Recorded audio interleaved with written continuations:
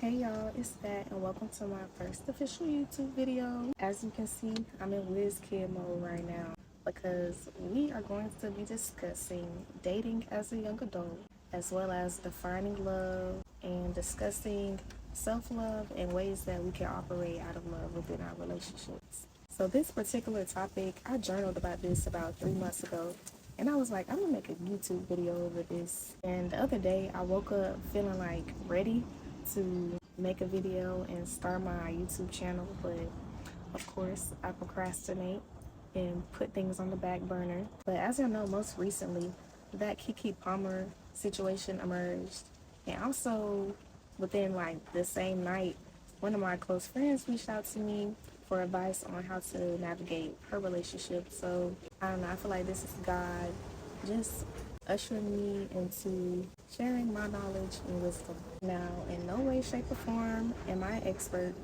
I'm just a real but not for real though, y'all. I'm just sharing my wisdom, knowledge, and experience that I've gathered over the years. So let's get into it. I have my notes on my second phone, so if I'm looking down, that's why. But first, what is love? And to define love today, we are going to use two books, and the first book is All About Love by Bell Hooks. So Hooks, she uses this definition from The Road Less Traveled by M. Scott Peck, and it says, love is the will to extend oneself for the purpose of nurturing one's own or another's spiritual growth. Love is an act of will, both in intention and in action. Will also implies choice. We do not have to love, but we choose to love. The text continues and says, to truly love, we must learn to mix various ingredients: care, affection, recognition, respect, commitment, trust, honest and open communication. When we feel deeply drawn to someone, we connect with them. That is, we invest feelings or emotion in them. Most of us confuse connecting with loving. Often individuals feeling connected to someone through the process of connecting insist that they love the other person, even if they are hurting or neglecting them. When we understand love as the will to nurture our own and another's spiritual growth, it becomes clear that we cannot claim love if we are hurtful and abusive. Love and abuse cannot coexist. So, as you can see, love is not simply just a feeling. Love is not something that happens naturally. Love is specifically defined and it has parameters. Love is intentional. So the next text that we're going to use to define love is this bad boy right here, the Bible. And now the KJV gets me a little tongue-tied. So we'll be reading out of NIV today. I'm going to turn to 1 Corinthians chapter 13. So I know that in the KJV, 1 Corinthians chapter 13 is titled as Love is the Greatest Gift, but in the NIV, it is titled Love is Indispensable. And the definition of indispensable is absolutely necessary. Some synonyms to indispensable are essential, crucial, vital, needed, and fundamental. So with that being said, love is absolutely necessary. Love is essential, love is crucial, love is vital, love is needed, and love is fundamental. Let's get into the text. If I speak in the tongues of men or of angels, but do not have love, I am only a resounding gong or a clanging cymbal. If I have the gift of prophecy and can fathom all mysteries and all knowledge, and if I have a faith that can move mountains, but do not have love, I am nothing. If I give all I possess to the poor and give over my body to hardship that I may boast, but do not have love, I gain nothing. Love is patient, love is kind, it does not envy, it does not boast, it is not proud, it does not dishonor others, it is not self-seeking, it is not easily angered, it keeps no record of wrongs. Love does not delight in evil, but rejoices with the truth. It always protects, always trusts, always hopes, always perseveres. Love never fails, but where there are prophecies, they will cease. Where there are tongues, they will be stilled. Where there is knowledge, it will pass. For we know in part, and we prophesy in part. But when completeness comes, What is in part disappears. When I was a child, I talked like a child, I thought like a child, I reasoned like a child. When I became a man, I put the ways of childhood behind me. For now we see only a reflection as in a mirror. Then we shall see face to face. Now I know in part, then I shall know fully, even as I am fully known. And now these three remain: faith, hope, and love. But the greatest of these is love. So now that we have the definitions of love out the way, let's get into the game and how we can all move out of love within our relationships. So we're at the age where we can start from the bottom with someone and build our way up together, or you can just be single and do your own thing until you're ready to settle down. Relationships, especially establishing and building one, is a full-time job. It takes a lot of consistent effort.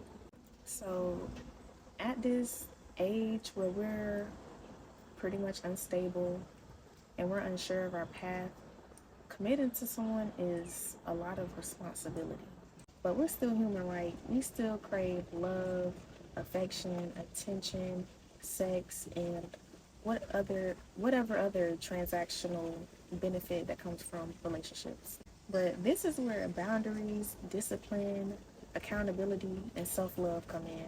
Before you date someone, you need to be self-aware of whatever your intentions are for that particular relationship. And what are your non-negotiables?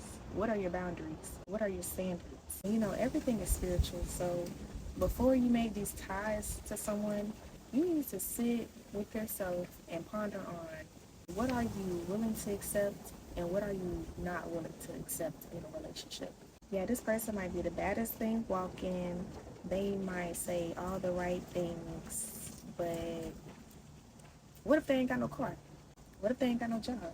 What if they have like no type of drive or purpose or foresight? Then what? What is their substance? You need to ask yourself, do you lack that much self-love that you're willing to accept lying, cheating, and abuse? Do you lack that much self-love that your goals and aspirations take a backseat to them? What are you truly willing to accept in order to fulfill this need and void of love in your life? Do you need the validation that love brings that badly to where you'll accept being treated any type of way? Do you need your sexual desires fulfilled that badly to where you'll accept breadcrumbs from somebody, or that you'll lay down with just anybody? You'll benefit more in the long run if you just sit with yourself. If you have a period of isolation and take that time to just pour into yourself, pour into your dreams, pour into your aspirations, pour into your physical health, your mental health, your spiritual health, pour into your family, pour into God, pour into the young children in your life. If you know you desire more than what a person can offer, don't settle for less just for the sake of having somebody. It's okay to be alone. It's okay to be still. It's okay to be celibate or abstinent. The more love that you pour into yourself, the more attractive you become. Outside validation does not equate to your self-worth. If you admire someone and y'all just aren't aligning at the moment, the best thing that you can do for yourself and for them is to love them, support them, pray for them, be patient with them from a distance. And make sure that this love and support is genuine.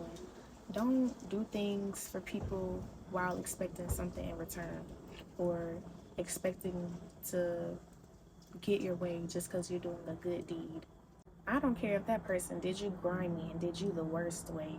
Always move out of love. Always remain solid and keep your conscience clear. When people go low, we don't meet them where they at. We say peace and blessings, may God be with you. Let me move out your way. If this is truly someone that you admire, always keep the peace, respect, and understanding between y'all two. Be a friend, but don't lead nobody on and don't hold on to nobody. Continue to move forward on your journey and don't look back. If they're meant to be where you are, they'll catch up to you. But yeah, y'all, if you're dealing with a toxic or an abusive relationship, this is your sign to go ahead and make your peace with it and leave. And from experience, it doesn't really get any better. And if someone will put their hands on you one time, it's only a matter of time before they'll put their hands on you again. So, yeah, y'all, make sure y'all like, comment, and subscribe.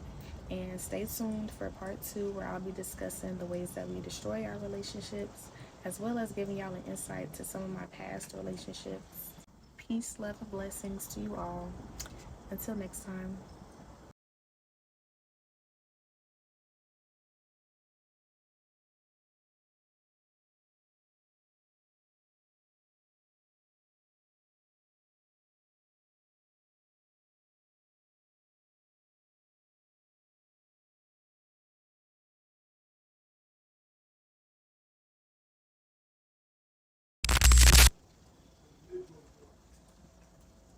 The people's perceptions of you. I hope you can't hear my daddy in the background. Like, bro, shut the fuck up.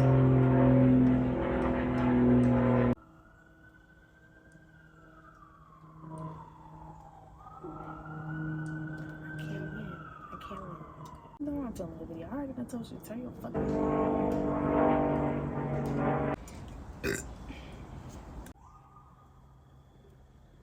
If you admire someone and it's just so much noise, I need a microphone. How can you just be so fucking loud in the house on the phone? Don't do things for people while expecting to get something in return or to get your way. Oh my God.